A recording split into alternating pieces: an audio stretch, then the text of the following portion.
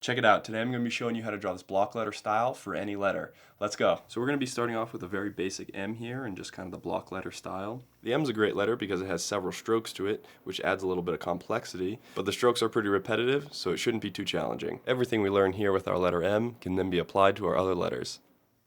And I want to show you how you can take just the simple, normal structure of an uppercase M and convert it into the block letter there. I'm going to draw a nice and wide version of this M, make sure we have enough space here. And basically what we want to do is expand out to each direction of that center line. So we'll basically expand in every direction and redraw this whole shape. I'm going to go around and add the expansion lines around the entire letter stroke, and that'll show us where our outline needs to be.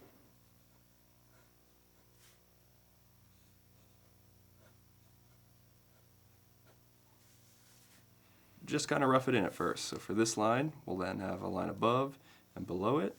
For this one, we already did the one above it. Now we can do the one below it. Just kind of work your way around. Now I haven't quite connected all of these yet, but we can see we have some choices to make at the ends of our lines as well. I like to just square these off, just like down at the bottom here. Kind of square it off.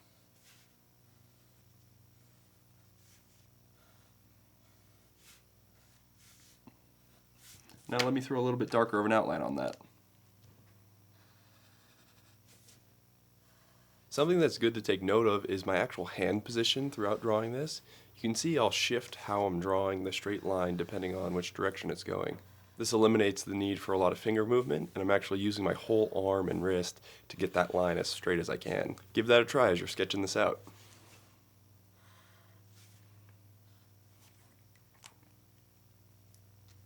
So you can see the original structure of the M is pretty simple here, and all we did is just move those lines kind of to the left and right and below, and actually built that letter up into more of the square version of itself. And the same can be true for letters that have curves in them. So let's try an S out. Give a nice big starting point here, and just the same as that, let's expand our line outward first.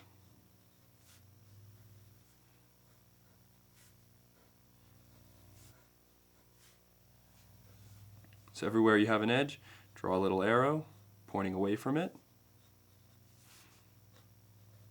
And we'll kind of just connect around. So just the same as it arcs around here, we'll arc from arrow to arrow. Let's get an extra one in there. So we'll come just the same as in here, come around over here. And then we can square off our ends just like we did on the last one.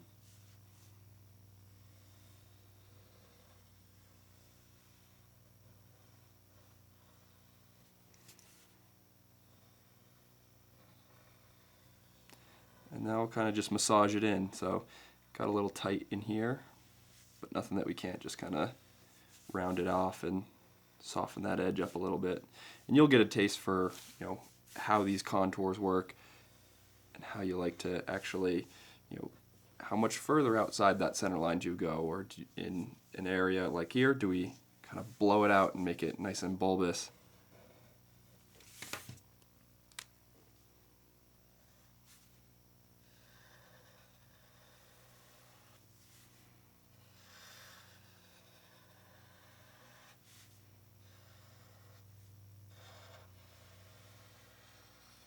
So there you go, two simple ways for how you can have a simple center line and expand upon that to get your simple block letter.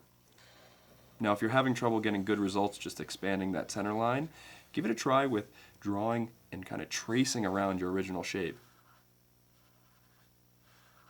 You'll have to go around the shape a few times, but trace the inside and outside until you get a thickness that's similar to the block letter you want.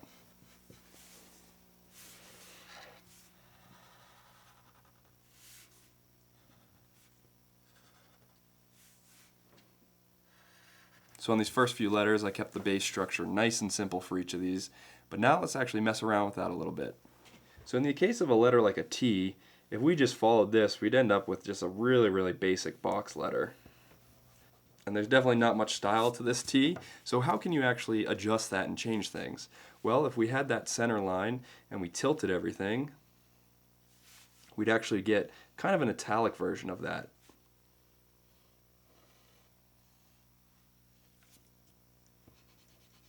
And you can see that already has way more style to it than the super linear blocked out. So I can definitely recommend leaning on the idea of shifting and tilting your letters to give it a little bit more style.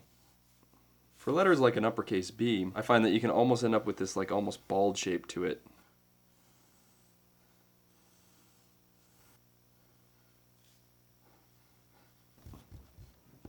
And a lot of that I feel like has to do with the top and the bottom here. When you have this top round almost come to a point, it just kind of adds a little bit of a like simplistic version to that shape. But you can do a quick little thing to make it a little bit more expressive without much extra kind of style to it. So if I extend those lines out a little bit further, it forces me to have another corner. So just like the bottom of the M gets squared off, we can square off that round, all while keeping that vertical box present, but it gives you so much more to that letter just because you push it out a little bit further and you don't kind of hide it and make a perfect little corner to the end of the letter. So that was a super fast way to stylize the B without really changing the concept at all. It follows that internal structure, expands on it, and gives a little bit of accent to where that line follows out a little bit better.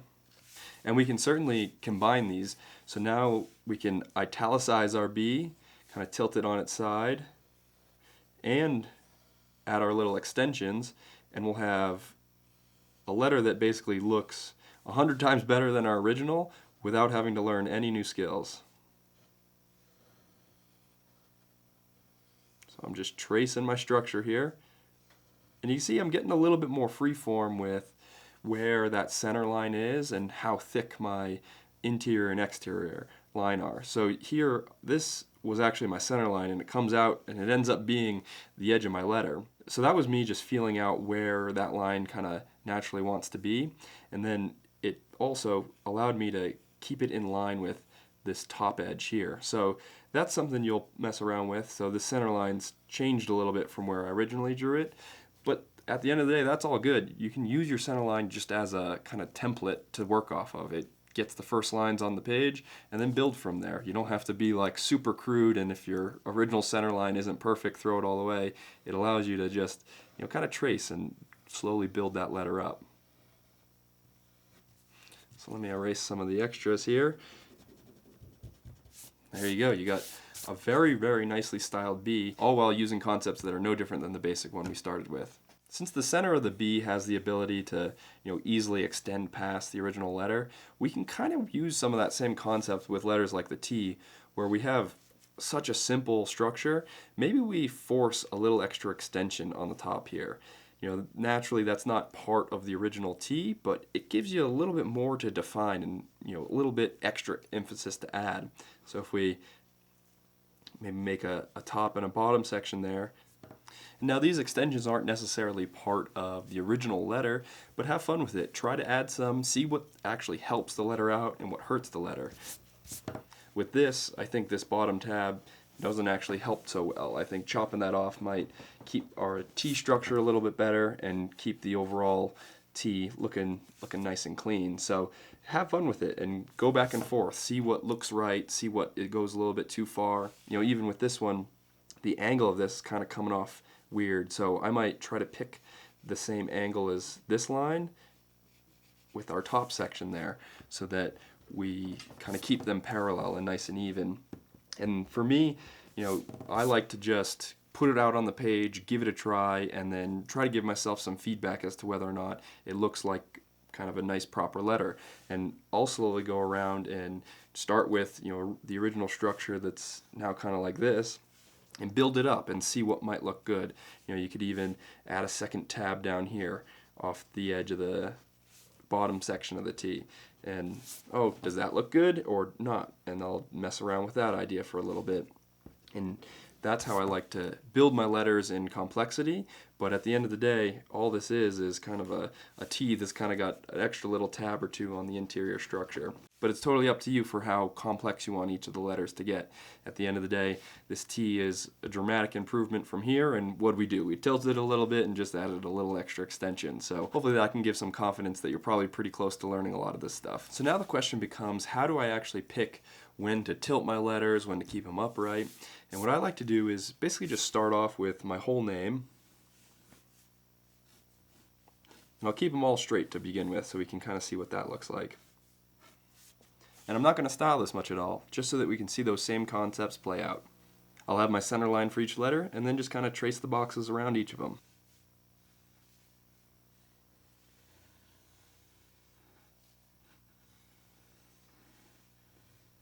We'll kind of end up with almost like a font look to this, just because everything's really plain here.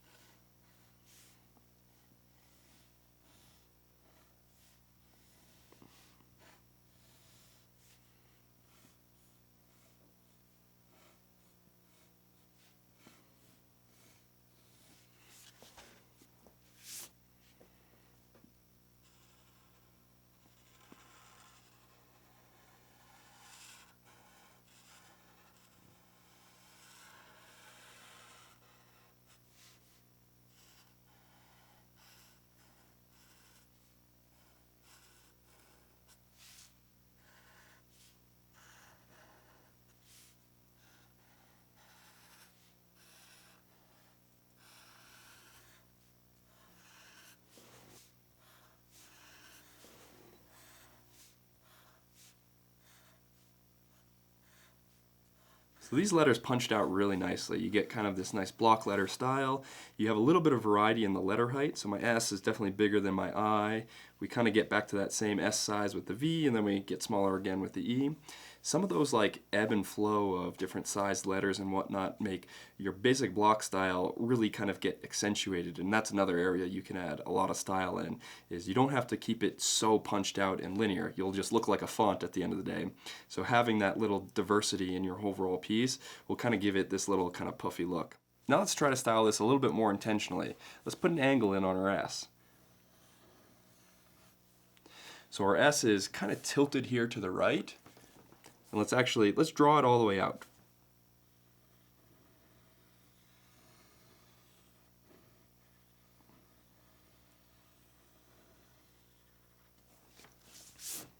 Cool. And now since our S is kind of going at this angle, you see we got a little dotted line going through the center. Now, if our I follows that exactly, we're kind of going to push it down off to the right. This nice vertical section of the I is going to set the angle for that whole letter. So I've got a bunch of choices. I can make it parallel to this S where it kind of gets all italicized and everything's going to follow that same angle. But we're doing well here, so I'm going to challenge it a little bit and shift that angle of the I. So given that this angle came down kind of off to our left a little bit, let's open up our I a little bit. And what that'll allow between the S and the I is maybe we can actually pick up this angle here. See, we get a little angle between the top and the bottom section. What if we use that same angle for the center of our I? We'll just move it over a little bit.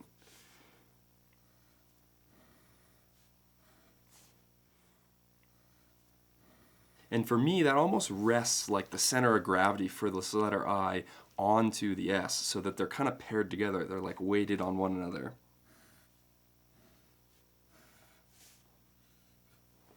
So now, it's not exactly like it's leaning on it, but you definitely get some better interaction than just having the S and the I kind of printed next to one another.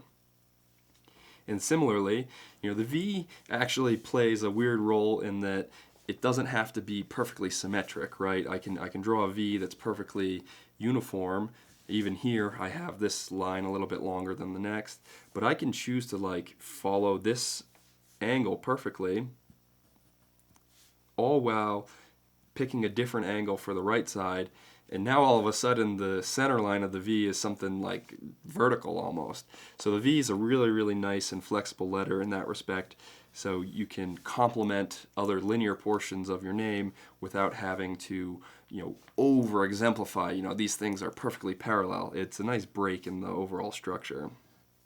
And you can see I naturally did it. I brought the V a little bit higher, and I did that intentionally so that we can see this top section. That's a really important portion of the letter, and if I hid it behind the top of this I, you wouldn't see it and you wouldn't know what's going on. So making sure that the really important portions to each of your letters are visible helps to really make it legible, and overall, builds the whole thing up as one big entity rather than kind of clustering it and jamming it in on itself. But for that same reason, we've shifted this V up, and now we've got almost, a bunch of empty area down here. So it's probably a good idea to move our E back down. The back side of the E here could be a really straight line that complements the angle of the V, but that could be a little bit too many parallel lines again. So I'm going to make sure that maybe we're a little bit more vertical on our back side, so it forces us to come up and back down again, kind of grounds the whole thing. And then we'll come across. And actually it looks like we should put a little bit more tilt to it, because if we do this, the top edge of our E is going to be a little bit covered there. So not the end of the world, but I think I might want to just change that angle a little bit.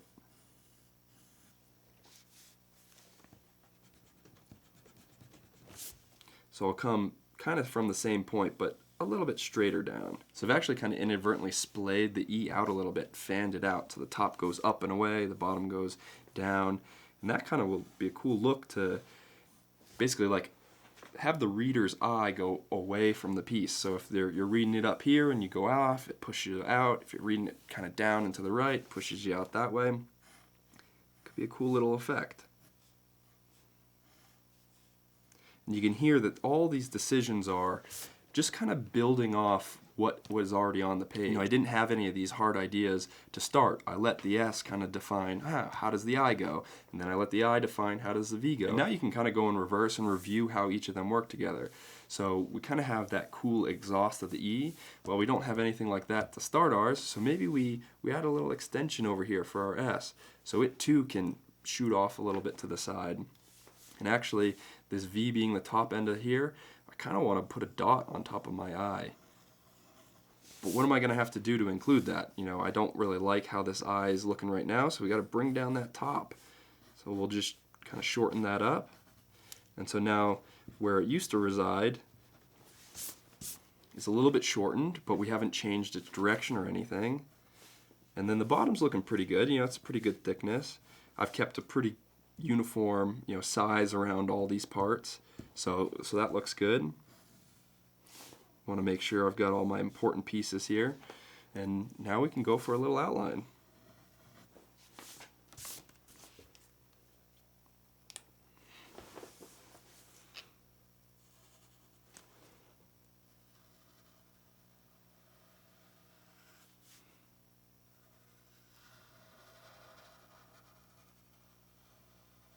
When drawing block letters, I find that legibility is one of the most important aspects that I come back to.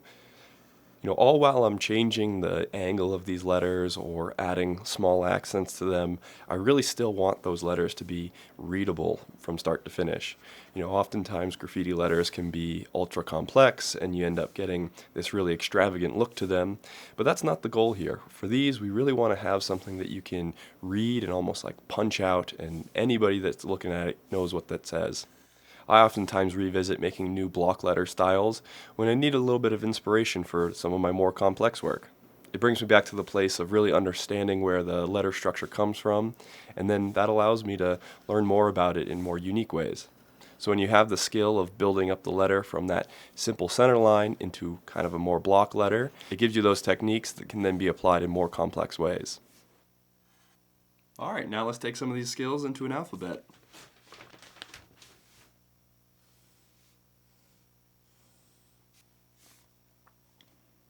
Starting back off with our trusty letter M, let's work our way around the alphabet.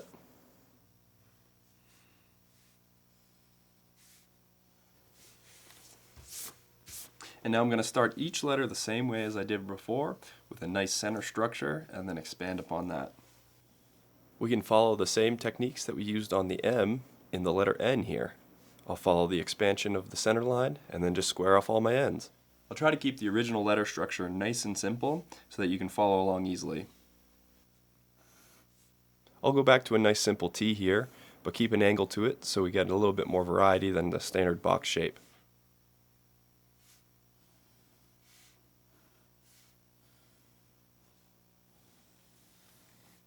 We've seen the S a few times now. Not going to do anything different this time over. I'll just follow the center line and make sure to leave enough space on the inside so that we can still see the curl.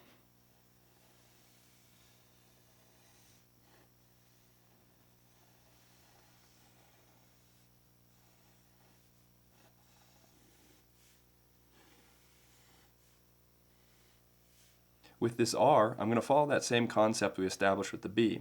I'll have the top curl extend a little bit past that vertical line so we get a cool head to it.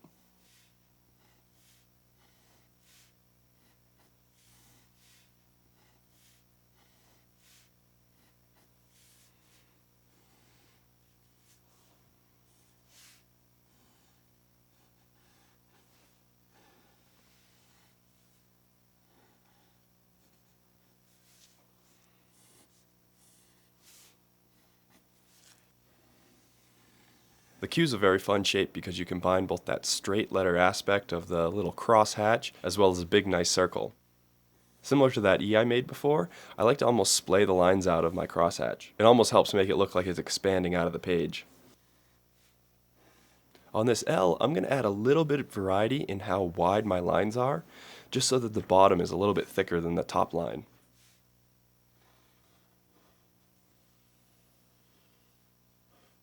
Much like a Q, the G has some nice curves and straight sections. Definitely play around with the angle of the straight sections. This can totally change the emphasis of the letter.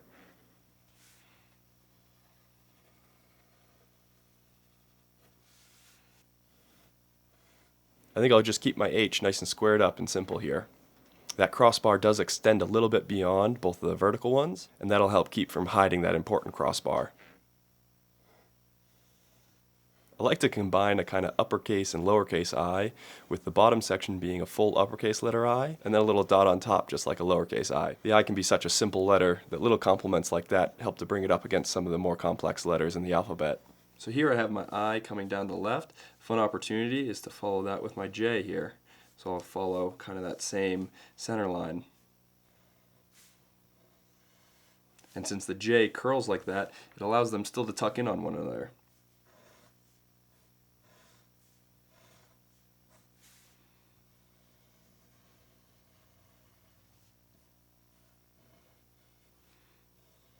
Bring this line a little bit higher so it gets beyond the crossbar, the bottom of the I there. Make sure we can still see all those important pieces. Not much to say about an O, just going to make a nice little oval here. Using those same extensions we learned in the B and then applied to the R, let's extend the top and bottom of the curl to this P so that it too has those very important corners extended beyond the vertical line.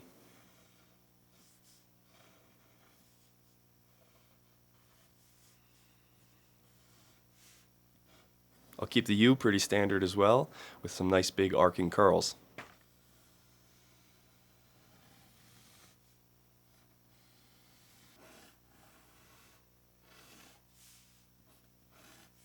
I kind of like to draw the Z as like a bulky letter, especially given that it's at the end of the alphabet here. Gives a little extra oomph to the piece.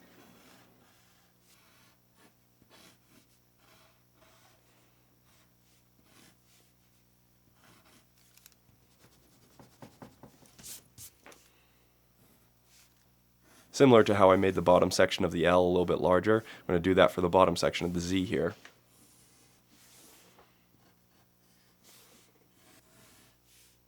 A Y can be pretty tricky given that it's got a simple letter structure. Mess around with how long each of the lines are and see what fits best for your piece.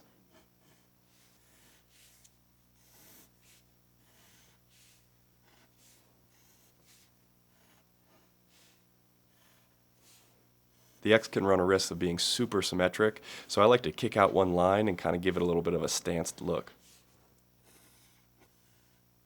Well, you could go as far as just flipping all the things we learned about the M on a W. I'm going to kick out the first stroke a little bit further so we get a little variety of amplitude as it waves through.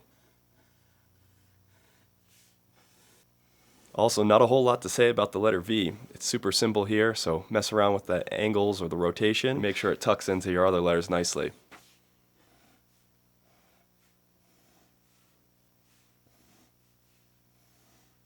The letter K is one of the more complex structures. You've got 3 lines that kind of conform in on a point. Your first line's vertical, your second comes down to the left, and then your third leg almost kicks out a little bit. I like to bring my third line a little bit to the right so that I can still see some of the second line interacting with that vertical line.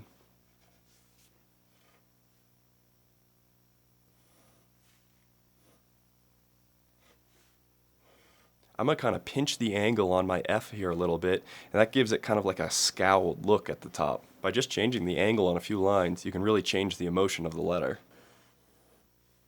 Almost every time I draw a letter A, I make sure the crossbar is visible. Otherwise, I feel like you end up with that bald shape that we were worried about with the B. Definitely a stylistic choice, so feel free to do whatever you like best.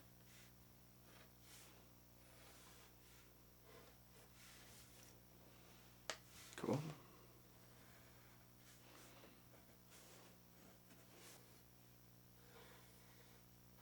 I'm going to make some nice soft rounds with the B, make sure it dips into the top of the H over here as well. Should be able to sit nicely on top of the 2 vertical lines.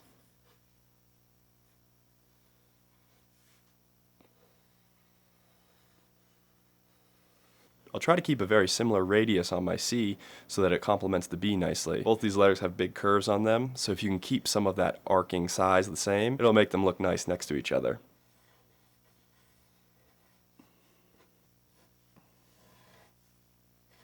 And then we get to follow that once again with the D. Similar big curves and a nice straight line on the backside.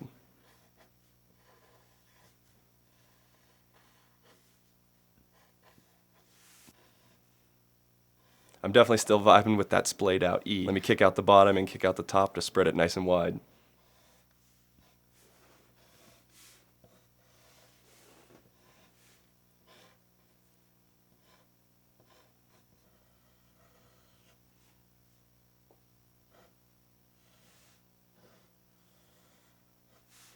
You actually apply the same concept to other symbols like a question mark too.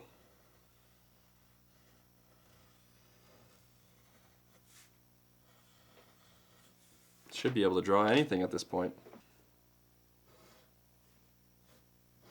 Even an arrow.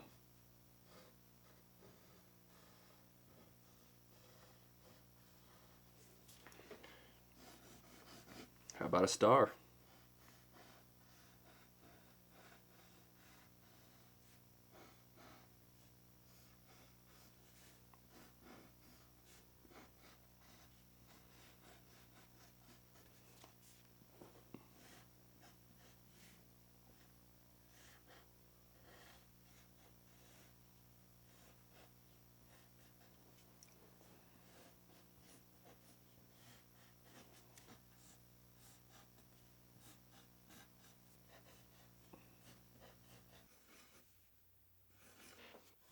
Just the same as I kind of went back through and reviewed my piece after I finished it, I'm going to go back through and find some areas that need a little bit of revision. A couple little tweaks to like the line length or how that box ends up next to its neighbor really does help kind of round it out at the end.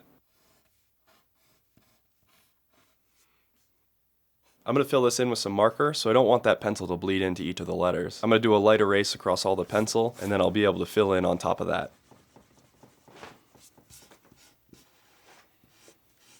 I'm going to switch up the color fill for each letter, give a nice little rainbow fill here. Let me know if any of your letters got stuck with your favorite colors too. I think brown for the P will complement the lime green O nicely.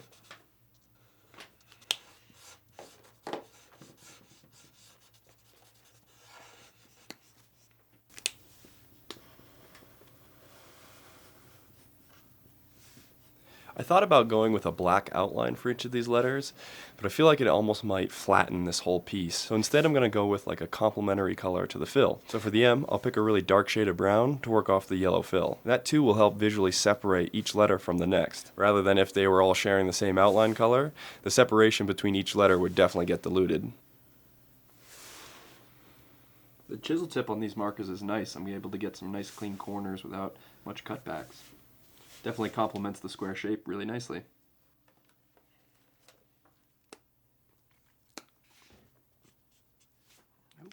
Dark. Time to add some 3D on all the letters.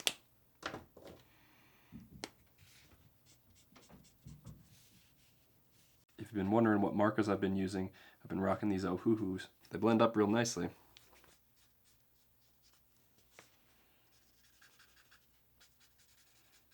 I love being able to layer them up and add a little bit of a darker shadow to some sections with the same color.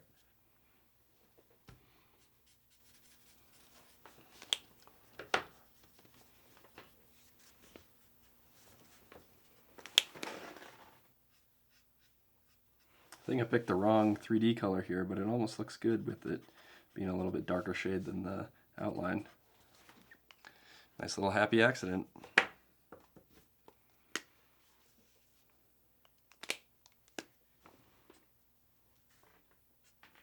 Let's try it again here on the arrow.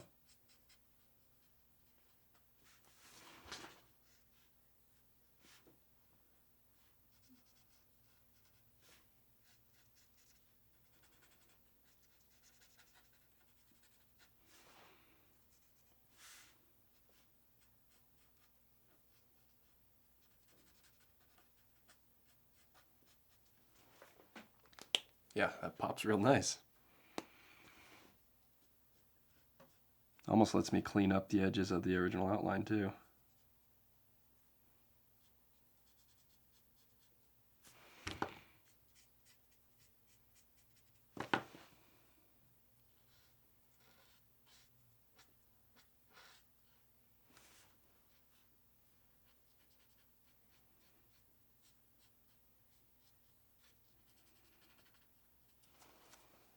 It's a pretty safe bet here to pick the complementary color for the border fill of each letter. A nice off orange will look good for that blue fill of the K.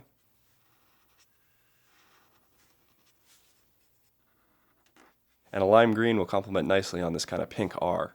And you can see here I have that lime green in the Q next to it, so it actually kind of fits nicely that you kind of go from a fill to an outline, and you can jump around a little bit from where those colors will pop out in the piece. It's also cool to add a little bit extra contrast by picking the darker shade of the border color, and that adds almost like a little shadow below it.